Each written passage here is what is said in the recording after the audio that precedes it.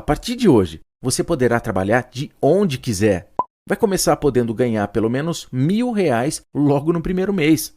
E tudo isso com 2 horas por dia.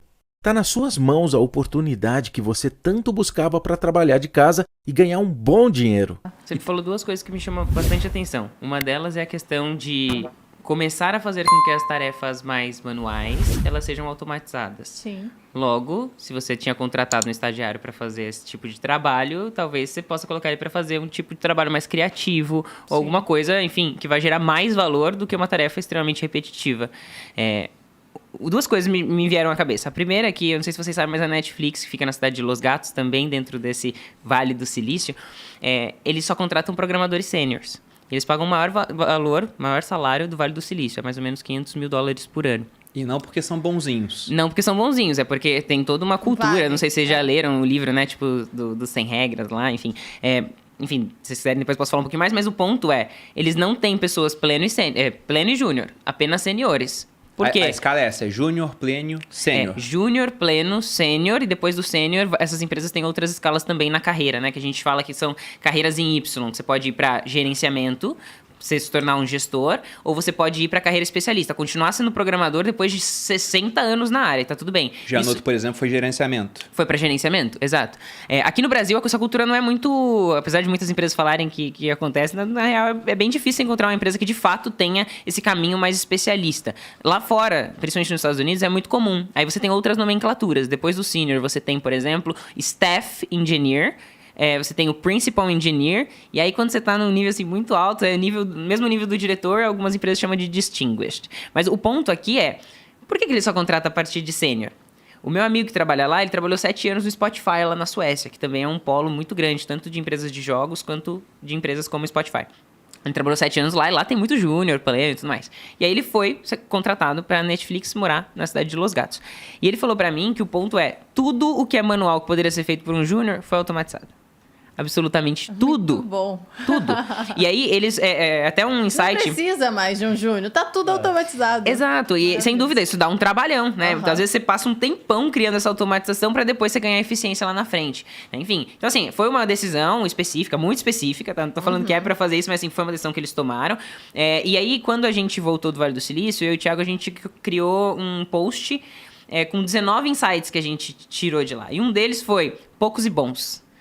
Isso é uma mentalidade muito da Netflix. Eu prefiro ter menos profissionais, e eles também mandam embora muito mais facilmente, né? Porque eles estão pagando o maior valor do mercado do Vale do Silício, se você não entregar o seu melhor, porque eles não querem que você se preocupe com o salário. Não, porque eu vou trabalhar muito para ganhar mais salário. Não, você não vai, não é esse o seu objetivo aqui, né? O seu objetivo é encontrar um bom desafio, entregar um bom resultado, uma boa solução para os usuários, etc. Então, esse é um ponto que me chama bastante atenção, porque já tem empresas indo para esse nível de automatização a ponto de não precisar de trabalhos manuais.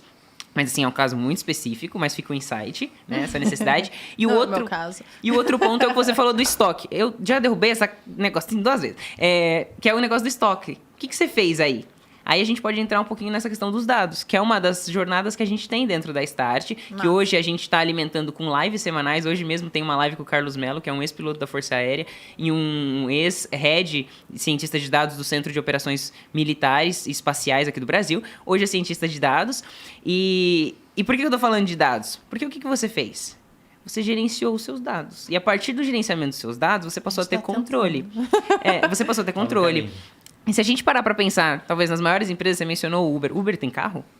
Não. Não tem carro. O que ele faz? Ele gerencia os dados e as pessoas utilizam os carros, né? Daí você cria até parceria com Localiza, com sei lá o quê. Para quê? Para que as pessoas consigam alugar os carros para trabalhar ou usar seus próprios carros. O Airbnb tem casas? Não, eles gerenciam dados, eles permitem que as pessoas com mais facilidade acessem isso. E como que o Airbnb começou? Basicamente foi um casal em São Francisco que estava com dificuldade de pagar o seu loft, que percebeu que tinha um evento na cidade. Poxa, vem um monte de gente aqui. Que tal a gente alugar a nossa sala, nosso sofá para as pessoas? Será que alguém topa fazer isso? Topou, 2008. 10 anos depois, 150 milhões de usuários fazendo exatamente o que eles estavam fazendo. Que talvez há pouco tempo atrás... O pai e a mãe falavam assim, não entra em carro desconhecido. Não vai dormir na casa de desconhecido. Claro que existe todo um mecanismo de validação do qual a gente confia.